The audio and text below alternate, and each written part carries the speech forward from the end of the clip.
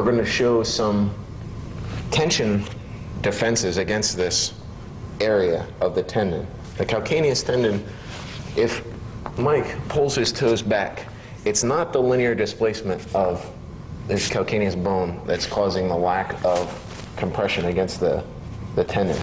It's the fact that his muscular tendinous tension isometrically right now is prohibiting me from applying sufficient force, even if I'm in a maximal position. It's going to be a muscular struggle.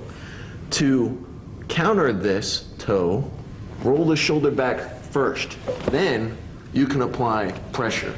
And as you roll the forearm, you can start to stimulate the muscle to relax.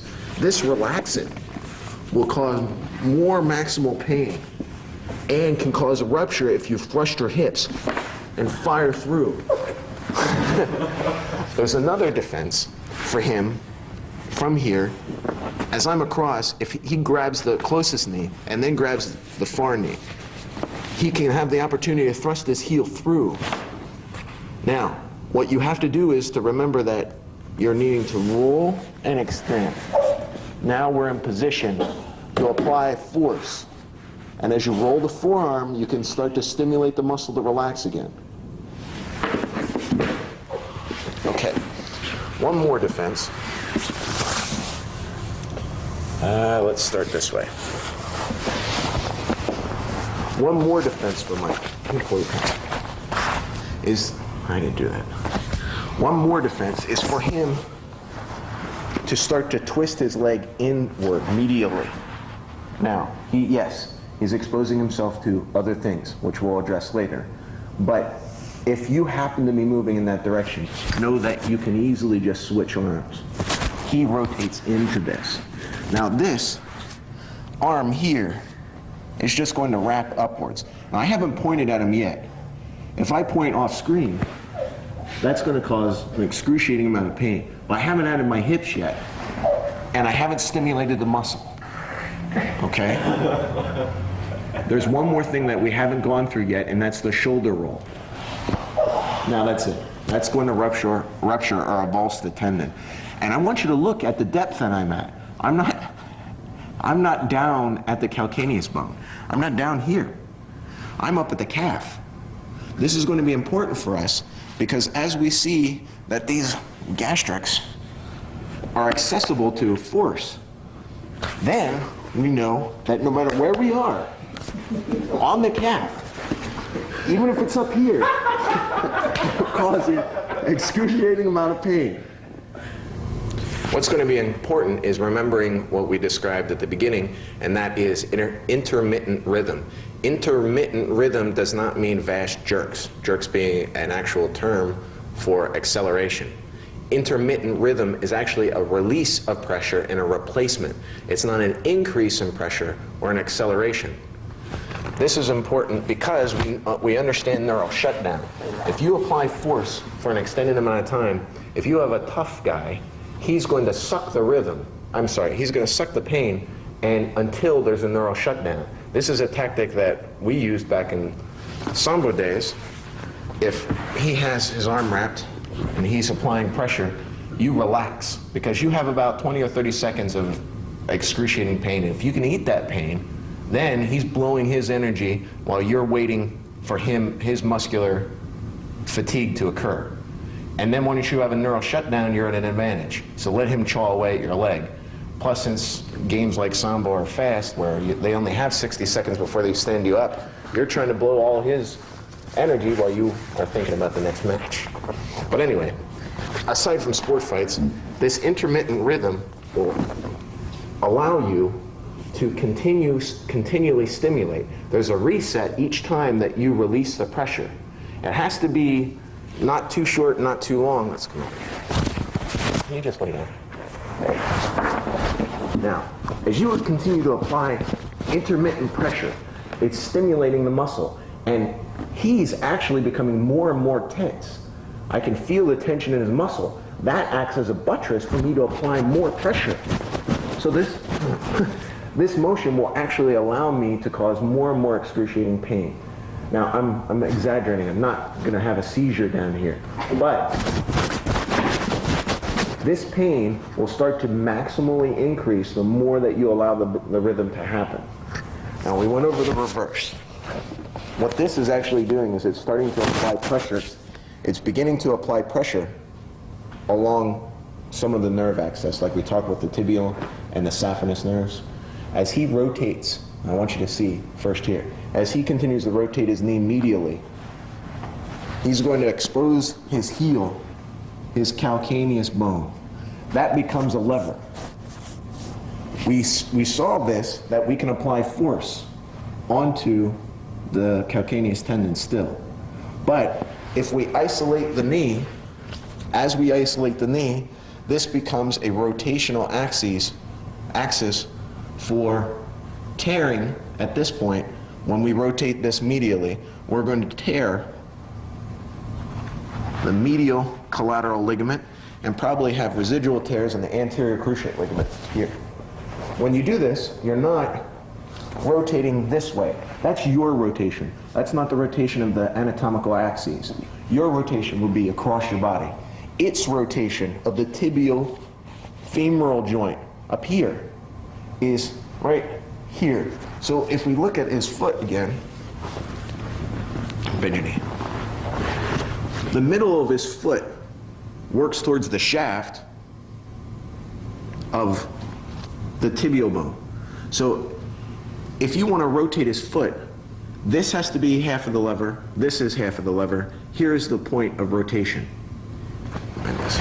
Here is the point of rotation. So this rotation in a spiral outward is how we're going to apply force.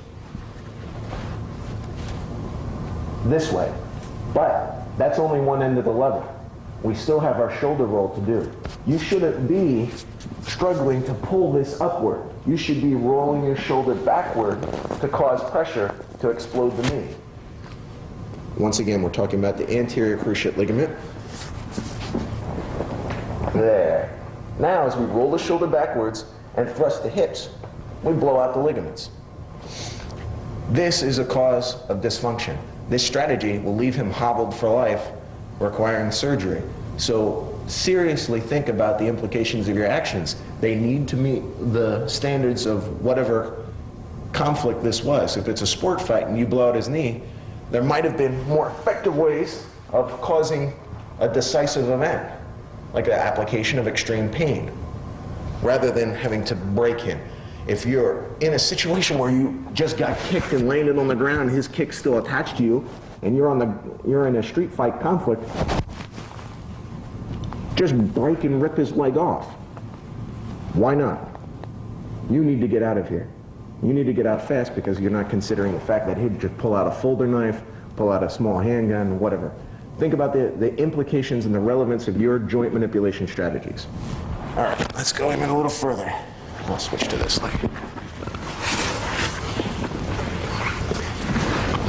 As you're here, as the toes flex, pull your toes, yeah, right there. That's going to cause a greater rotation. So his fear of this motion will actually help you. As he flexes his toes, that acts as a greater fulcrum for you to roll your shoulder back and cause the back end of the lever to occur. I haven't added in this arm yet. You can add this arm in to maximally increase the application of force to the knee. You can also add this in to add extra force onto the calcaneus tendon and start to cause extreme pain, then bust the knee. Okay, coming even further and understanding we're working against the talocrural joint to this transverse ligament. You can pop this and tear this ligament if you hyperextend it. You can roll your shoulder back and access the calcaneus without looking at it. You can start to apply residual microtrauma up here to the anterior cruciate and the medial collateral ligament by rolling your shoulder back. But even more so, you can apply residual pain to the calcaneus tendon. This is important because now you have a choice. Joint, tendon, ligament. Joint, tendon, ligament. If you do this in one motion, you're going to tear the ligament rupture the tendon and probably avulse these ligaments. So it's in one motion, in a figure 8, you roll backwards. Furthermore, if you're here, if you rotate your arm in a circle this way, you're going to cause a hyperinversion on the ankle joint. If you're here, backwards, notice that his knee is now bent. So there's an active insufficiency in the lateral stability of the ankle, since these muscles come down along the fibula to stabilize. As you rotate, hold on, as you invert the foot, look what happens to the fib. Well, you can't see unless I rip the skin off.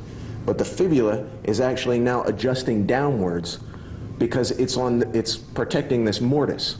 It allows this to invert. As you invert it, this bone extends downwards.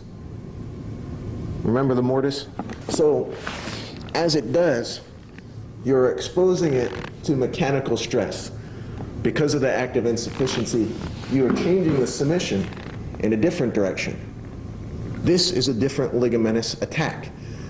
When people say, it's Achilles, it's heel lock, that is such a gross oversimplification when you have such a wide palette of delights down here. If you appreciate the physiology of it, there are submissions everywhere, dysfunctions everywhere. Now, even further, I want to show that up here is a nerve. That nerve will cause a little rise in your opponent. As the toes start to curl underneath, you can also do a hyperextension of the midfoot as you crush the foot together here. Now, people that are super flexible, this is not going to work, obviously. As you crush the foot, you can break the midfoot, and you're tearing the ligaments.